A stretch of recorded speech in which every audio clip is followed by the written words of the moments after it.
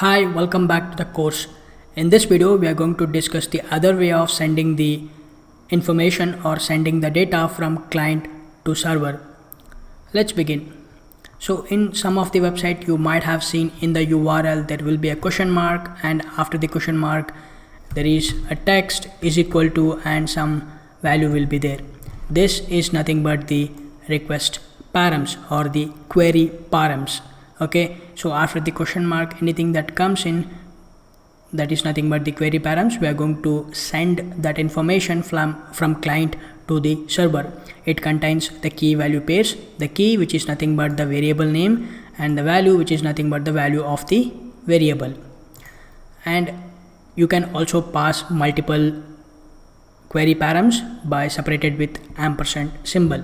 So user is equal to 34 and my name is equal to Bhushan. So like this you can send any number of values or the parameters inside the URL separated with ampersand symbol. Let's see how we can access these variables inside our handler methods. So let's go back to the STS and let's go ahead and create a new handler method, public string delete employee,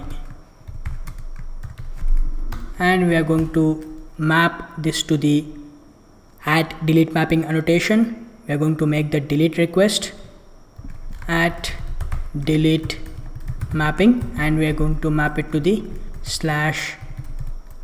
/employees.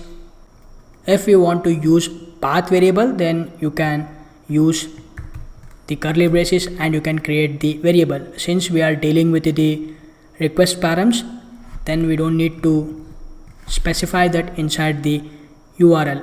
All we need to do is inside our method parameter or inside the method argument, we are going to make use of the at request param annotation, at request param annotation, and we are going to provide the followed by the variable name which is nothing but the ID, and we are going to provide the variable name and the data type which is long and ID.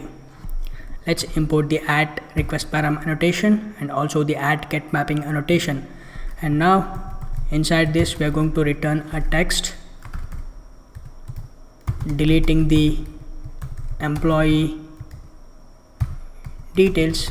For the ID we are going to concatenate the employee ID. So let's save this. So now if the user sends a request localhost :8080/employees (ID is equal to 34, then this handler method will be executed. This ID is nothing but the variable name that we are receiving using the at request param annotation, and the parameter data type which is long and the variable name which is ID. So let's save this. Application is restarted. It is running on the port 8080. So since this is a delete request, we cannot test this REST endpoint inside our browser. The browser supports only the GET request. So in order to test this REST endpoint, we are going to use the REST client which is the Postman. So inside the Postman, let's open a tab and let's change this to delete, and let's provide the URL which is localhost :8080/employees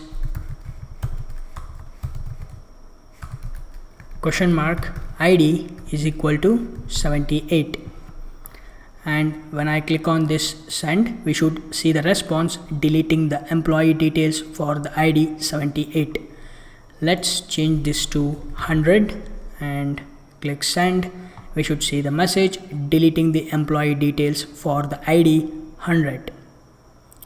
Alright, now let's switch to the STS IDE. Let me remove these comments. So now if the parameter name is ID and inside the method parameter. If you are using the same variable name, then you don't need to specify this inside the @request param. Okay, basically inside the URL, which the variable name and the method argument variable name both are same, then you don't need to specify this. Similarly inside the path variable as well. So if the variable name which is present in the URI and the one which is present in the method argument both are same, then you don't need to specify this ID. You can remove that. So now let's save this. Let's test our work. Let's switch to the Postman, and first let's change this to 200 and click send. It should work how it was working before, deleting the employee details for the ID 200. Let's test it for get localhost 8080/employees/45.